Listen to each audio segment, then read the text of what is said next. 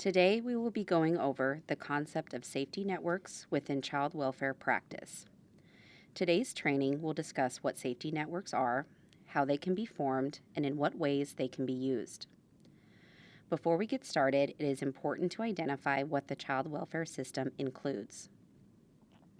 Child welfare system is not just the Division of Children and Family Services, or CFS, but it is larger than that and includes all agencies or individuals that play a role in the safety and well-being of children. This includes probation, the court, community agencies, and individual providers and supports for families. It is important to note that while we may talk today about how CFS utilizes tools with families, these tools can be adjusted to fit any setting. Before we talk about safety networks, we need to define safety. Safety Organized Practice, or SOP, provides this definition. Safety is actions of protection taken by the caregiver that mitigate the danger demonstrated over time. Safety as it pertains to SOP is a state of being that child welfare is helping a family create. No network, no plan is a slogan or common phrase of SOP. This slogan is used as a reminder that child welfare must work to include a family's already existing support network when developing plans for safety with the family. It also helps the family to think outside their typical supports and expand their support system enough to ensure child safety. Safety networks are a group of people that are committed to being a support to the family and agree to certain tasks that can help to ensure child safety. Each safety network member's role will vary as well as their frequency of their involvement. One safety network member may agree to go to the family home multiple times a week to check in and see how things are going, while another safety network member's role may be an emotional support for a parent. It is important as a professional to be open-minded about who a family chooses to have involved in their safety network. Just because an individual has a criminal history or substance abuse history does not mean that they cannot play a vital role in the safety network. An individual's strengths and areas we may be worried about will be used to help determine what role that person plays within the safety network. This slide demonstrates the concept of safety being assured because of professional involvement in comparison to safety being assured because the family and network are present. As you can see, safety with the professional is scaled at 0, while safety with family and network is scaled at 10. Our ideal plan within child welfare will be that safety is able to be ensured by the family and network. While professionals serve a crucial and invaluable role within child welfare, the professional's involvement is rarely a long-term solution. Working to build up the safety network will not only improve outcomes for families currently involved in the child welfare system, but will also serve as prevention of child abuse and neglect in the future. When working with safety networks, we need to ask the question, how will the family set up their life so the child is protected going forward? Expanding and building up safety networks works towards the goal of empowering families to solve their problems with their support systems. It is not unusual to hear someone say, "I have no one," when asked who is a part of their support system. Here is an example of how to start a conversation with the family about building up safety networks and involving the network with the family team. I know this is really tough for you, and I get that you don't want to do this. For us to be able to take the next step in this case, though, I need to know more people are working together to help keep your child safe.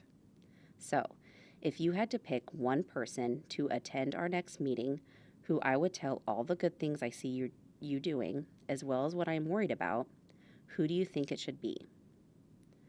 Solution-focused questions are another great way to help families start identifying who is a part of their network when they're struggling to identify people. For example, if you had a flat tire, who would you call for help? If you need more examples of solution-focused questions, watch the training on Family Voice found on our SOP website at dhhs.ne.gov. This tool is called Circles of Safety and Support. This tool is great for having a guided conversation with the family about who is a part of their network, what their roles currently are, and any changes that they think should happen. The inner yellow circle is the child and family. The green circle are those involved with the family who already know everything that has happened that brought the family into the child welfare system. The orange circle are those who know a little bit about what happened. Last, the blue circle are those who know nothing about what has happened. While going through this tool with the child or family, there is opportunity to have discussion about individuals who could be moved from the outer circle to a more inner circle, and people who may be in the inner circle already but should be moved further out for various reasons. Circles of safety and support can be used at any point in a family's child welfare involvement, from intake to reunification planning to adoption. Anyone working with a family, regardless of child welfare involvement, could use this tool to help a family identify and expand their safety network. It is important to remember to take into account any cultural considerations for a family when developing a safety network. Utilizing cultural humility will help to aid this process. Remember to ask the family questions about their culture. You are not expected to be the expert in each family's culture, but you should learn about their culture and then take steps to incorporate it into planning with the family. For example, if a parent is in recovery and attends 12-step meetings, that is a culture. A person who is considered to be in recovery, so not recovered, takes certain actions in the 12-step program. He or she has a sponsor who is the same gender and has at least 1 year of sobriety. He or she works the 12 steps, attends meetings regularly, and they know their own sobriety date. If you are not familiar with this culture, you could miss some warning signs. If you are familiar with this culture, you can ask more relevant questions and make a more accurate assessment of the parent's sobriety. Whether or not to involve a child or youth in a safety network meeting will vary by each family. Some factors to consider are the age of the child, ability to participate in safety, degree of trauma and impact to the child, relationship between the child and the safety network members, cultural factors regarding a child's participation in family meetings, and the child's thoughts on the situation. Even if a child or youth is not part of a larger safety network meeting, the child or youth could provide valuable information on who they feel safe around and who is involved in their life that may be a good member of the safety network. Monitoring the network is one of the most important things we can do, and it's one of the most challenging. It is important that the safety network has clear expectations and fully understands what their role within the family is. When first starting to work with the family safety network, it can be important to meet with the network regularly. Best practice is to have in-person contact when monitoring the safety network.